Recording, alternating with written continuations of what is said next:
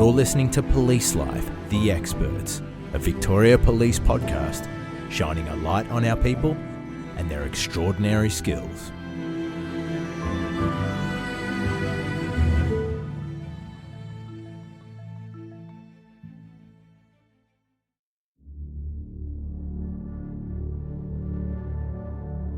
No witnesses, no CCTV, no dash cam footage, none of that stuff. I don't think there was as much CCTV around as there is now. Dash cams were unheard of, so just no witnesses, no one saw anything. So we just left with what's left at the scene. People go, oh, where do I go? But never give up. Never give up until you've exhausted every inquiry. Someone's lost their life. They have mum and dad and brother, sister. It's important to them that we do as much as we can to hold the person that caused the death accountable for the death and explain to them what actually happened.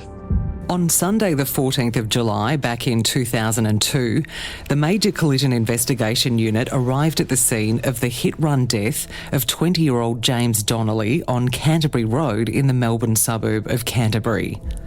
Confronted with such scant evidence, the average person might have given up immediately on trying to find James's killer.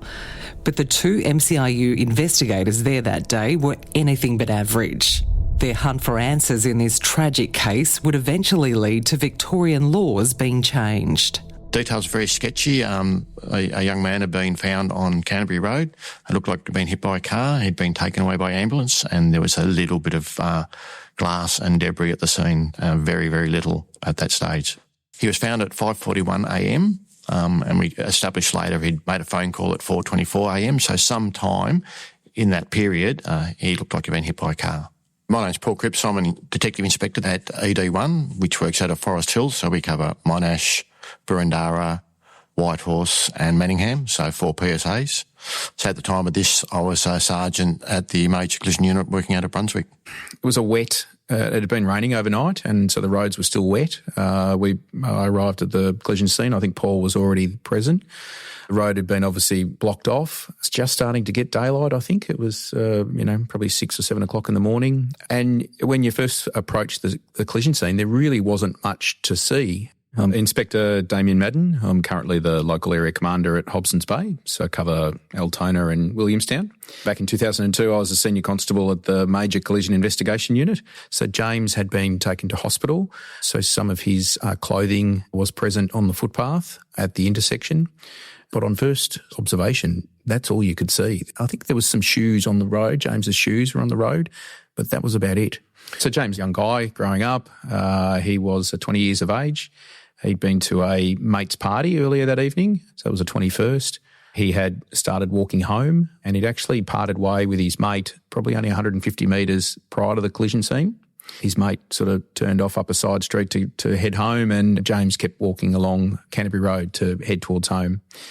James had a younger sister, and he lived at home with his mum and dad. Yeah, he was just a nice young guy, doing the right thing, walking home after he'd had some alcohol at a party. So the collision occurred on Canterbury Road in Canterbury at the intersection of Victoria Avenue. So it's 2 lanes in each direction. So it's a reasonably major road that travels, east-west out of the city. But it's a 60k zone, as I said, 2 lanes with a dividing line down the middle, footpath, just a normal sort of, not a residential street. There's clearly housing and so forth, but a little bit of a bigger main thoroughfare. At that point, the inference was he'd been hit by a car. But you need to be able to work through and exactly identify, well, was that correct? And then what car was involved. And you'll only work that out by collecting all the available evidence. So if you don't get that right on the night, there's no coming back from that. You can't sort of have a second go at it. First thing we do is obviously make sure the scene's sealed off as much as we can, and then we start basically walking through the scene, seeing what evidence is at the scene and what we need to collect and what our approach was going to be. So walk through, then try and photograph everything, and then we use what's called a geodometer to locate each piece of exhibit and where they are. So when later you can do a scale plan, accurate to where everything is, and then the next step is to collect each one of those pieces of exhibit. Bits of glass, indicator lens, bits of paint, just the smallest bits of stuff you can find to collect. It took a while. It wasn't quite hands and knees stuff because it was a nice black surface, but it was walking the road to make sure that you picked up everything you could. So you've got to spend the time and mark everything, photograph everything. It all gets labelled. And, as it turns out, we were able to pretty much completely reconstruct an indicator lens from the car that had struck James. We found some older plastic that was really faded, but we also found some really, really dark plastic, like it was quite new, which was really quite interesting. We were like, hang on, it didn't make a lot of sense. We found a lot of white paint that, like really small flecks and some larger pieces, some that looked like it had clearly come off the car, and there might be a number of layers to it. So, that then helps you go, okay, well, has the car that's collided with James been involved in a previous crash? And we might be able to prove that by multiple layers of paint that matches exactly what we found at the scene and the car. So all of these things are really, really important to not only measure precisely where they are, because that then helps our reconstructionist, the engineer, work through and provide an expert opinion as to how the collision occurred, which way James was facing, how fast the car was going. It all paints a picture of exactly what occurred, because at this point, we don't know what occurred. Each little bit of evidence you pick up tells a little bit of a story. So we could tell it was a white car because there's white paint, but there's lots of white cars. And contrary to popular belief, white paint is white paint, so you've got to try and narrow it down. And so we start with a white car and then we get the bits of plastic. So, we might be able to do something. This might be a part number or whatever. Another thing that was left at the scene was his jacket, and that had markings on the back, that had white paint on the back. So we're 100% certain that he'd been hit from behind and that he was hit by a white car, and that's all we knew when we left the scene. James's parents, Kevin and Julia Donnelly, that morning received the knock on the door that every parent dreads. I didn't have kids at that point, but I've got kids now, and you worry when they go out to a party. You don't sleep well until they get home. It's just one of those things as a parent, I think. The relatives often just want to know what happened.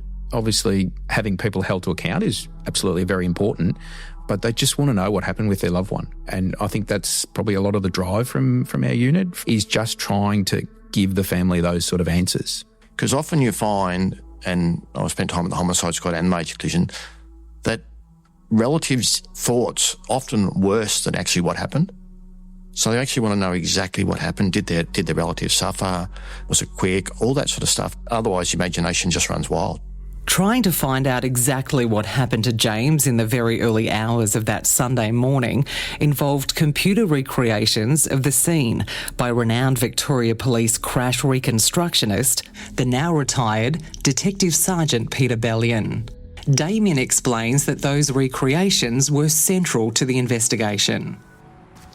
James was walking away from the city on the roadway, just a small distance out from the curb. And we're able to work that out essentially by the location of where debris was found, but absolutely also because there was a street sign, a no parking sign on the nature strip that James had unfortunately collided with after he'd been hit with the car and through to his rest place. And so that was critical to help us work backwards to actually put him at the place where he was struck. He wasn't up on the footpath. The car didn't come up there and hit him and so forth. Critical in relation to trying to work through the speed of the vehicle as well. And it equally helps dispel an offender's account. If they're all of a sudden trying to say, he just ran out in front of the road and I couldn't do anything to avoid him. Well, we were able to show that wasn't the case. James had been walking away from the traffic and had been hit from behind. And so the critical bit for us was working through, well, why didn't that driver see him? Why didn't the driver swerve to avoid him? And so then you start to sort of think through, well, was the driver drug or alcohol affected? Were they tired? Were they on their phone? We did a lot of work to work through how much sight distance the driver would have. So we did lots of sort of reconstructions of driving a car through with various marker boards of the actual distance to clearly show that at the speed that he was struck, the driver would have had quite a substantial amount of time in order to see James and actually take some action and avoid him. And what we're able to work through was that James would have been clearly visible for between 100 and 125 metres before he was actually struck. The engineer was able to reconstruct that the car was travelling at about 43 kilometres an hour at the time of the collision. It's a 60 kilometre hour zone, wet road. So your average stopping distance at that sort of speed is 30 metres. So ample opportunity to take some sort of, to either emergency brake or steer around. But while they could reconstruct what happened, they still needed to find who was responsible. The dozens of small fragments of an indicator lens collected from the crash scene gave them their first big breakthrough. When we got back to the office and I thought, well, what do I do now? Got this big piece of white paper and put all the bits then, started putting together and allowed our wire together. I'll use sticky tape. And I was thinking, if only it was like the TV where you could put it all in the computer and the computer would put it all together for you. But it was manually putting it together and does this piece fit? And they're all tiny little bits. Some of them are 2 or 3 millimetres size or half a millimetre. I don't think I've done the jigsaw since. But once we got that and we got a part number, we could then say, okay, we can identify. If we've got a part number, we can then make inquiries to identify what type of car it is. So we worked out that that particular indicator lens was made to go into a 1986 to a 1989 Nissan Navara. It could physically fit into a 1986 to 1992. There was just some cosmetic differences with the indicator that was later, but primarily that was that sort of 3-4 year model period that we were looking for. Their excitement in finding out the kind of car involved in killing James Donnelly was quickly tempered when they found out there were more than 7,000 white 1986 to 1989 Nissan Navaras in Victoria at the time. But even such a daunting number was never going to stop Damien and Paul. What we then do is, okay, let's narrow that 7,000 down to who's likely to be in the area at the time. So it starts small and then work out. So we started with all those that lived Canterbury Road, 2 roads either side of it, out from the city, and then started zeroing in on all those that lived in that area and then arranged to start visiting them, to inspecting the cars to see if they've been involved in a collision. Once that had finished, the next stage was to go further out and then further out and further out. So eventually, if we had had a result, we would have checked every Nissan Navara that met the criteria before the file's finished. We'd been producing mail packs to go out to every, what was called then the traffic management unit around the state.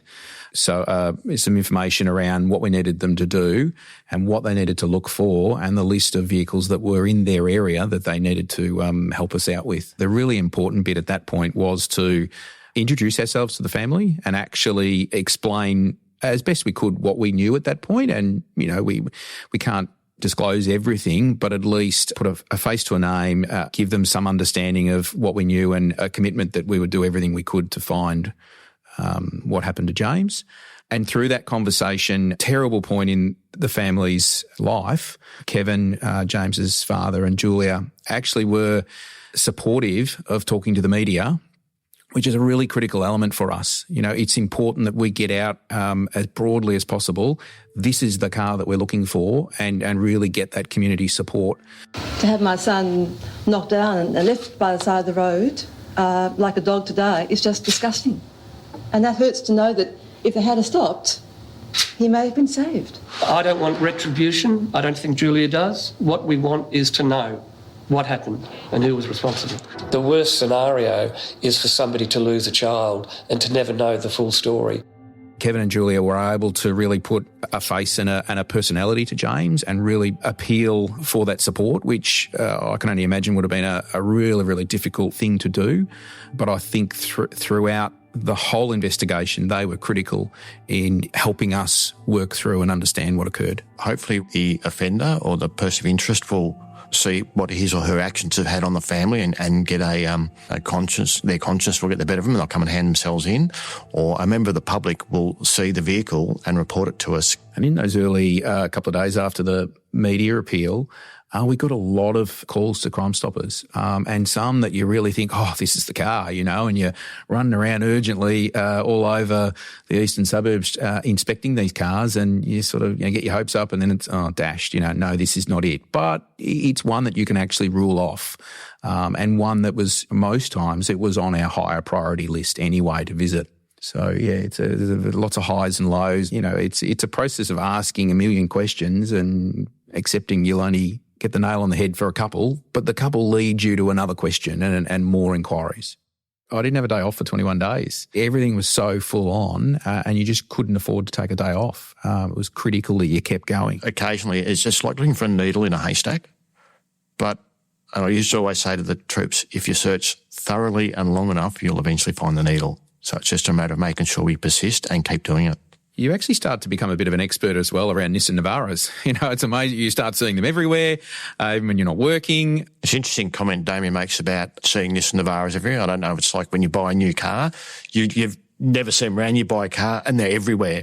Nissan Navaras, I would have thought a very rare car. But whilst we're looking at this car, I'd never seen so many Nissan Navaras on the road, driving home, driving to work, and you always speeding up. It's not that one, just write the rego down. But you just see them everywhere. It's amazing how the mind sort of focuses on what you're looking for at the time.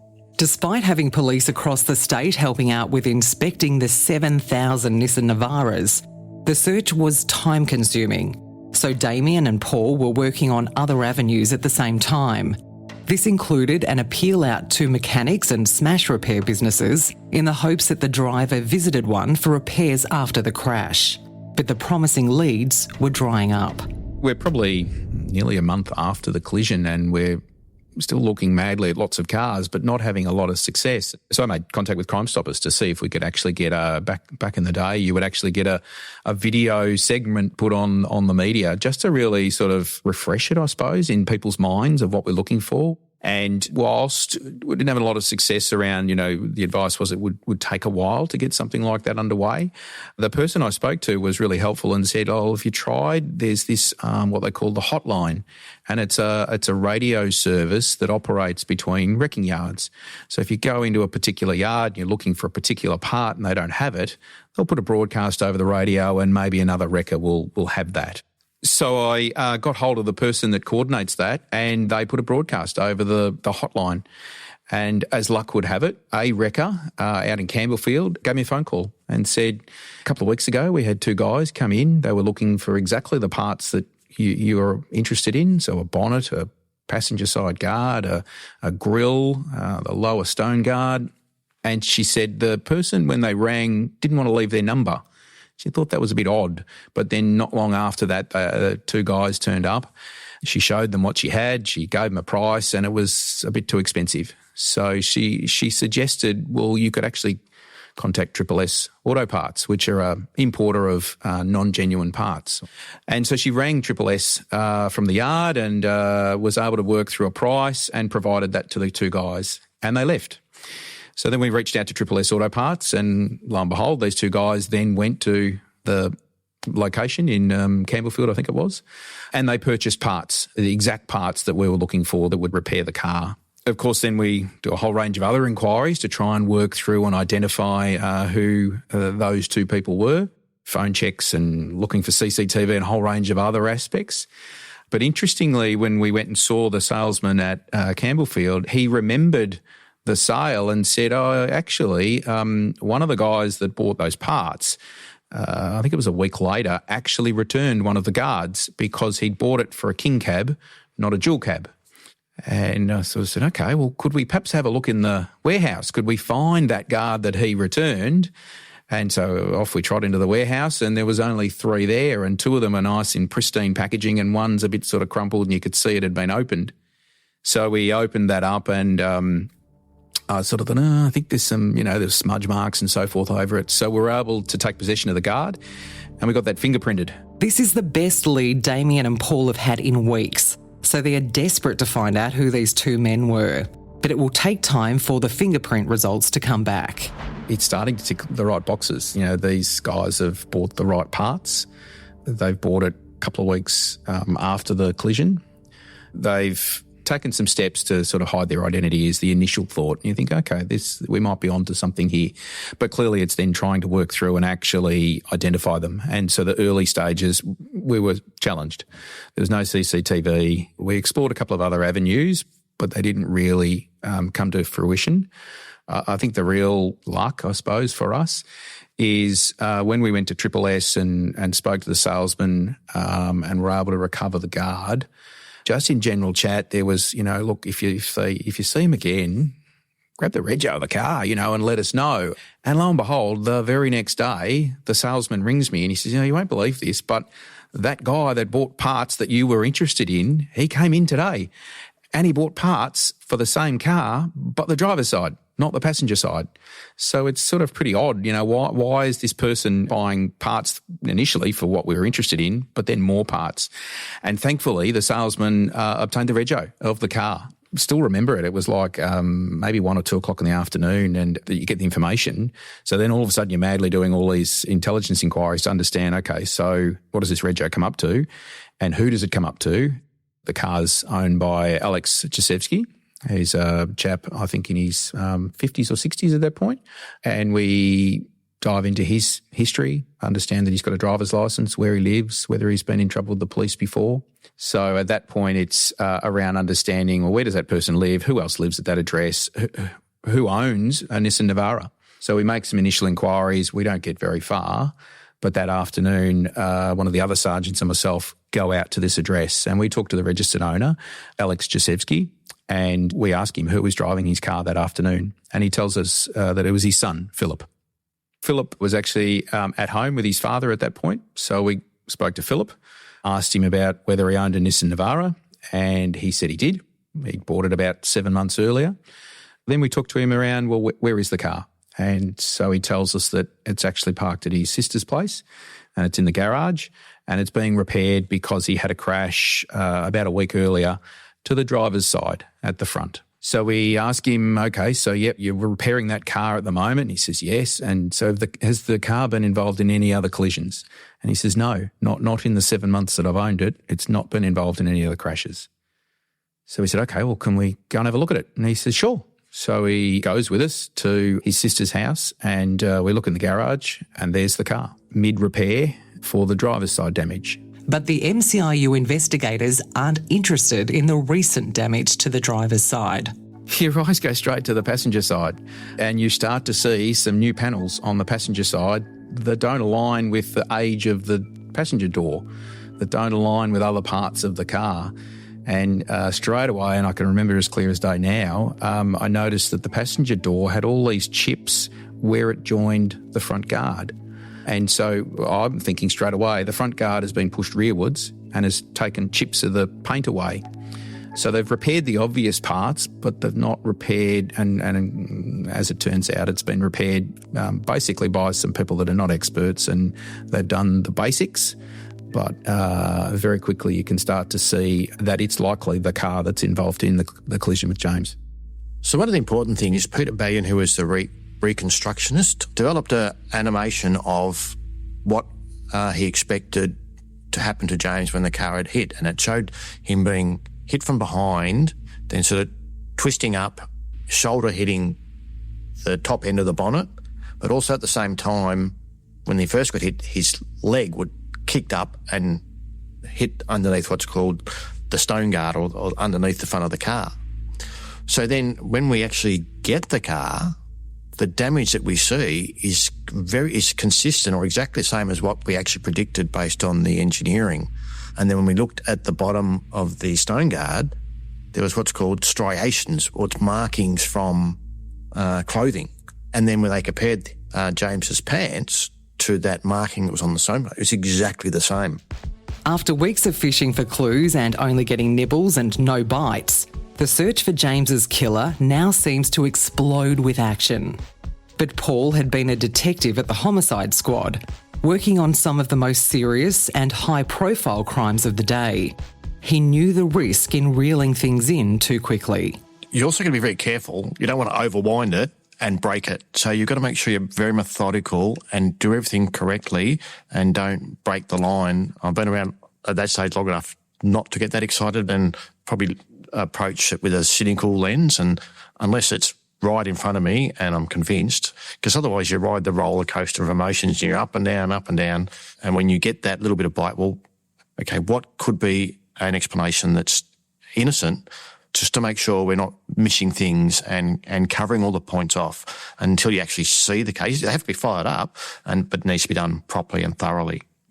Part of my role at that stage is, because I've been a detective for and a sergeant, is to teach them how to conduct investigations and to be thorough and say, okay, and it's almost the little person on your shoulder. Don't do that. Yes, do that. Have you done this? Have you done that? Don't do that. And sort of being the oversight and say, okay, what have we missed? If we do that, what's going to happen? yes, everyone's very happy we found the car, but that's only half of it, or not even half of it. That's probably 25% of it. Who was driving the car and why? I think the other important part, though, was when we got there and we were speaking to Philip, his sister's boyfriend was there, and we speak to him, Chris is his name, and ask him about what's the situation with the car. And so he says, oh, yeah, I'm helping Philip fix it to the driver's side. We ask him, has this been damaged before? And he says, oh, yeah, about 4 weeks ago. Philip tells me he ran into the back of a parked car and I helped him fix the passenger side. And so Philip said, I've run into the back of a Toyota RAV4. And, of course, we do all the inquiries to show that we've got no record of that ever happening. We do all the inquiries around that local area where he said the crash happened. But then you look at the car, and in order for that to be correct, all of the lower support brackets and so forth would have been damaged. You could show that they were the original parts and they'd not been played with. And when you take the side guard off, both the driver and the passenger side, on the passenger side, on the frame of the car, there was an angled impression such that the impact with James and his hips have essentially pushed the car downwards and rearwards. All of a sudden, we're seeing damage that's consistent with the crash with James. We've got lies from Philip. Chris is quite open in talking to us around the context and what his involvement. And so that really gives us enough to place Philip under arrest. So Philip was interviewed at Greensborough Police Station. He exercised his right to seek legal advice and decided to provide a no-comment interview. He presented as really, really quiet, really shy, didn't say a lot, maybe an introvert. He really stuck to himself, is what we sort of gleaned, I suppose, from talking to various people. He was released without any charge on the night. Clearly it was really probably the start of our investigation around firstly proving that it was the car, but then secondly, who was actually driving. So with Chris, he stepped through the fact that Philip had taken the car back to his home address at the time, which was in Westgarth, and then shortly thereafter had taken it out to Reservoir, and his cousin was a spray painter. So he'd taken it out to a repair place in Reservoir and got a quote for repairs. And I think that was on the Monday. The collision occurred the early hours of the Sunday, and on the Tuesday we did the media conference, and James's parents spoke. And lo and behold, I think it was either late Tuesday or early Wednesday morning, the car disappeared from the repairer at Reservoir and was taken to Philip's sister's house and stored in the garage for a couple of weeks. And then as it plays out, he then makes the inquiries a couple of weeks later around the parts and they start fixing it. So all that stuff is good evidence of a consciousness of guilt, and he was probably driving the car. But when you look at putting something before the court, you've got to exclude any hypothesis consistent with innocence. So, yes, we could probably prove that car was involved in that collision. We could probably, on his admissions, prove to a point that he'd had a collision. Was he driving at the time that James was killed? It sounds counterintuitive, but there's that gap in the story to prove 100% that he was behind the wheel when it hit James. We could prove he had a crash. We could prove the car was involved in the crash, but was it the same crash? And especially when you get before the court in front of a jury and you get some very well-paid barristers, can exclude some of those things and throw any hypothesis which is consistent with innocence, then the jury would have to then take that theory.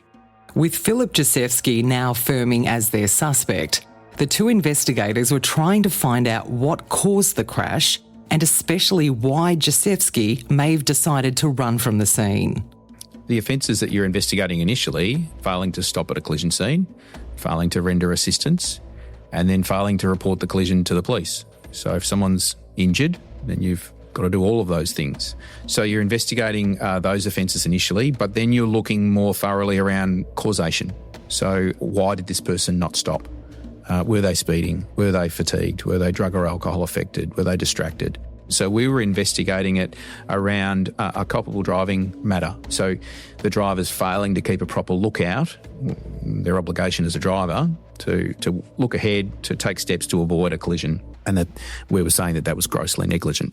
It's probably not unrealistic to say a lot of the hit-run drivers don't stop because they're drug or alcohol affected. So what we're trying to do is, well, can we prove that he was drug or alcohol affected? The evidence had been that he'd probably been at a party. Most people probably at that age would be drinking at a party. So you start putting, well, he was at a party, he's probably drinking, he's driving down the road, he's hit someone, he hasn't stopped. There's a probability or possibility that he was drug or alcohol affected. So we were trying to prove that he was, and we're looking at ways to be able to prove that, because one, answers for the family, and two, the penalties for culpable driving are much higher than a failed stop, failed to render assistance. The maximum penalty for culpable driving causing death was 20 years in prison. But back in 2002, the maximum prison time for failing to stop at a collision was just 2 years. We were able to obviously speak to his mates and his relatives and establish that he was at home the night before watching the footy, and he'd had 3 or 4 stubbies of beer, heavy beer.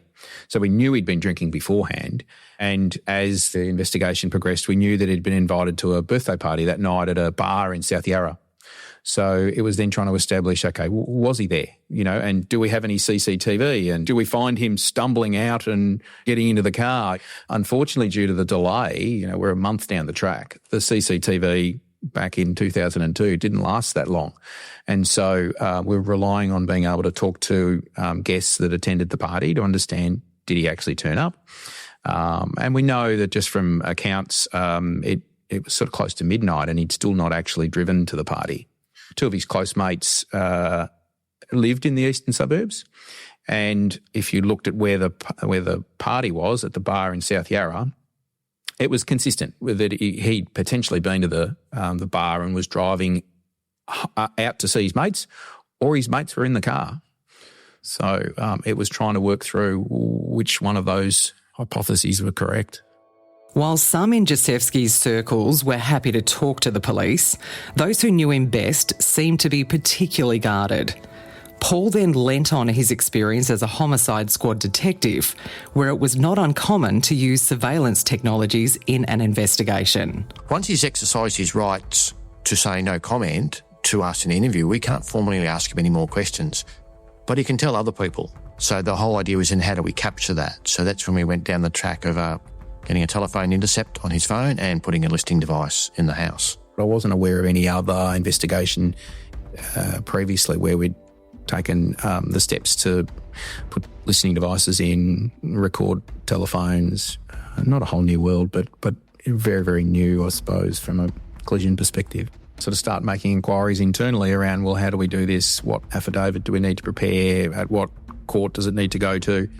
To make sure listening device and phone tap resources are being used for the most important investigations, there is a strict criteria that must be met. The experts that actually facilitate this internally are of a view, well, I don't think you've got the right offences and no, we can't help you, we can't do this. When there was some initial pushback to say, well, it's only a crash, I said, well, let's look at your level of your criteria involving a death. This is manslaughter and someone's died. This is on their criteria. It's the highest criteria, so they needed to bump it up. I think once people went, oh, hang on, this is a death, someone has died, it's a criminal offence, culpable driving's basically manslaughter with a motor car. When people got that realisation, it was all, well, we got bumped up the list, it was all guns blazing. Not long after the listening devices and telephone intercepts were up and running, the cracks began to appear in the wall of secrecy around Jasewski. It began with his close friend, Agostino Carrillo. When we went and knocked on Agostino Carrillo's address, we said, we're here, we want to talk to you about a crash. And that's all we said. And he said, we said, can you come down to the police station down to Grondcastle? And he goes, can I make my own way down there? And we said, yeah, no worries, we'll meet you down there. As Paul and Damien were following Carrillo to the station, they are paged by police monitoring Jasewski's phone. Page just said, he just rung him. So he's rung Jasewski and said to hear about you. And we have never mentioned it to him. But he rang Jasewski and said, the police hear about you. So that's sort of not evidence as much, but it shows that he's aware of or partly aware of this collision. So they were actually charged with perverting the course of justice because they told us lies, and we presented them as well as part of the committal. When he got back to the police station, we sat him down, we took a statement from him, and when he left, he must have been on the steps of the police station when he rang Philip and said, I've just told lies to the coppers, I've committed perjury for you. So there's an admission straight up that he'd done the wrong thing. Further captured conversations revealed Jacevski colluding with his parents, Alex and Lena, as well as Agostino Carrillo and another friend, Kaiman Mitsilius, to all tell lies to the police. What we learned through just some of the comments, it was certainly possible that both Agostino and Kaiman were in the car with him. That bit, I think, that the challenge is we'll never know. So what was coming over the phones with Kaiman and Agostino, they were both coaching him. We couldn't prove they knew of the collision. We could prove that they knew he did something wrong. We couldn't prove exactly what they knew about the collision, but they were coaching him and telling him to tell lies, and they were lying for him to us. But even his parents being dragged into it, his mum wasn't well at that point. His dad was supporting his mum in preparation for their statements. They basically said we had no knowledge of the crash and we haven't been speaking to Philip about it. But yet there's all this material that says otherwise. When you were on the right track, we're just struggling to get that evidence 100% exactly what happened on the night. The listening device in Jacevski's parents' home even caught a damning conversation where he and his parents talk about whether the police had enough evidence to charge him and get him to court. If they haven't got evidence and they can't get you to court, which I feel they're going to get you to court, no matter what. They're trying to do whatever they can to get you to court. Yeah. Obviously they haven't got anything. That's fine. One of Philip's comments during a conversation about the collision was, yeah, they know I did it, they can't prove it. They know that you did. Yeah, but they can't prove it. That's the thing. When you hear that, I sort of thought, we've got him. It was that acknowledgement that he thought he'd got away with it. Damien and Paul then charged Jacevski with culpable driving, failing to stop at a collision, failing to render assistance, and conspiracy to pervert the course of justice. His parents and friends also had cases to answer for. Because Kaiman and Agostino and Mum and Dad all told us lies, we charged them with perverting the course of justice. It's one thing to not assist the police, but it's another thing to actively try and counter the investigation. And that's what they were doing. A 3-week committal hearing was held so a magistrate could determine if there was enough evidence for the case to go to trial at the county court. The magistrate decided to dismiss the culpable driving charge and commit Jacevski to stand trial on all the other charges. Jacevski and his co-accused then all pleaded guilty to the remaining charges. It was always going to be a struggle for the culpable driving because we didn't have that last crucial bit of evidence. It was frustrating, but I could put my hand on my heart and know that I'd done everything I could to try and prove it. In April 2005, Philip Jacevski was sentenced to prison for 2 years and 3 months, but would be eligible for parole after just 10 months. For their part in covering up the crime, his parents were given 9-month suspended prison sentences, and Agostino Carrillo and Kaiman Mitsilius were each fined $3,000. The family were devastated by the sentence. At that time, part of our belief is someone who doesn't stop in a hit and kills someone and doesn't stop, it's probably because, in a good chance, they're intoxicated or something. So the way the law was at the time, they get an advantage of running away because if they stop, they could be breath tested, blood tested, drug tested, be charged with culpable driving. But because they've run away and done something worse almost, they get the advantage of not having the blood test or breath test, so it's hard to prove the culpable driving. So they only get at that stage it was a maximum of 2 years imprisonment on that offence, where culpable driving was 20 years. In a conversation with Paul at court straight after sentencing, James Donnelly's father, Kevin, was seething over the outcome. He was very frustrated with the sentence and he said, well, I can't say anything about it. And I said to him, well, I can't, but you can. And he went out the front and gave a press conference. And I still remember the words he used. It was something similar to, we give up our rights to take our own justice. In the old days, we'd throw a spear through the man's leg ourselves, but we expect the courts to do that on our behalf. And on this occasion, they've failed us. And it was really, really powerful. We've had 2.5 years of lying and deceit, and this person gets out in 10 months. I find it offensive. It's a kick in the guts to our family and our friends. I feel broken. I mean, it's just disgraceful. What price is a life? The Director of Public Prosecutions also felt the sentence was too lenient and took the rare decision to appeal it, with the Director himself, Paul Coughlin, appearing to personally argue the case. In doing so, the DPP had to follow what is known in the legal system as the cardinal rule. So it says appeals by the DPP against sentence are in a special category of their own because a Crown appeal exposes the person already sentenced to a form of double jeopardy. The Court of Appeal has followed the High Court in declaring that an appeal by the Crown should be brought only in the rare and exceptional case to establish some point of principle. So such manifest inadequacy as to constitute an error of principle. The appeal was successful, with the non-parole period being raised from 10 months to 18 months, while the head sentence remained unchanged. But the sense of injustice was so significant that the Victorian government decided to change the law. The maximum penalty for failing to stop at a collision resulting in death was increased from 2 years prison to 10 years. It's probably unheard of that a sentence for an offence would be 5 times higher than it was previously. Nowadays you hear about a lot of laws that have been created after someone's poor experience. And I sort of see this as sort of James's law. You know, like we've actually got some change as a result of a terrible set of circumstances. I think you become James's voice by actually doing the best job you possibly can and investigating and working through what actually occurred. You can portray what happened to him.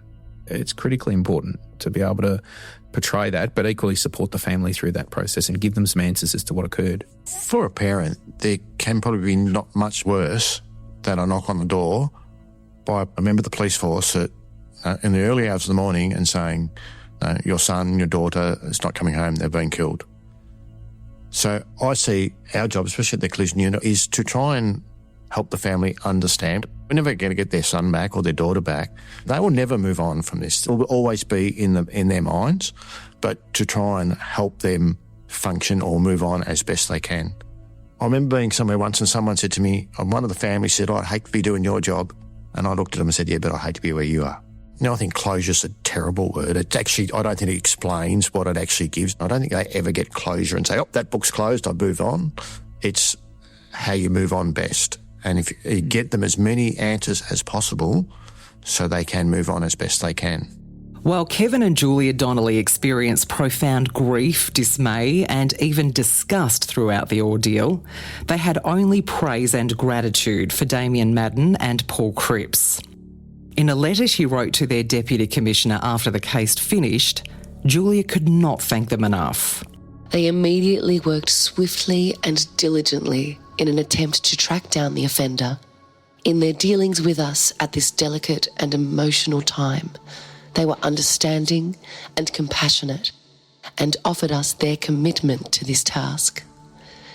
They made us feel so hopeful that justice would be done.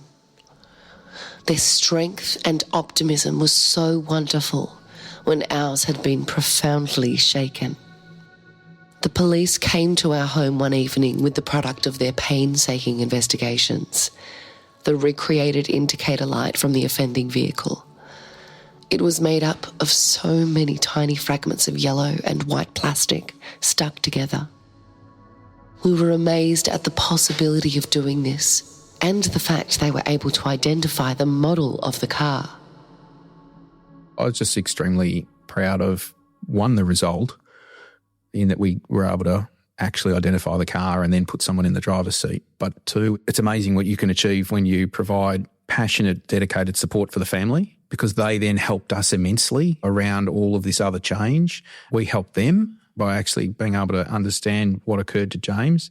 We're just really, really proud of the work that the unit and the people that are within the collision unit that do it day in, day out. You know, you're in the middle of the road in country Victoria at 4 o'clock in the morning, it's pouring down rain. And there you are. The team are out there doing that day in, day out now. That was the final episode of Season 4. Stay tuned in the future for Season 5. Police Life, The Experts is a Victoria Police production. Your host is Belinda Batty. This episode was written by Jessie Ray McCann. It was produced by Jessie Ray McCann and Nadine Lyford. The senior producer was Roz Jaguar. Voice acting in this episode by Taylor Thomas. Audio production and original music by Matt Dwyer. News content courtesy of the 7 Network. Theme song by Vyacheslav Dragunov. Executive produced by Charlie Morton. This podcast was created by the Media, Communications and Engagement Department at Victoria Police. To learn more about the work of Victoria Police, go to police.vic.gov.au.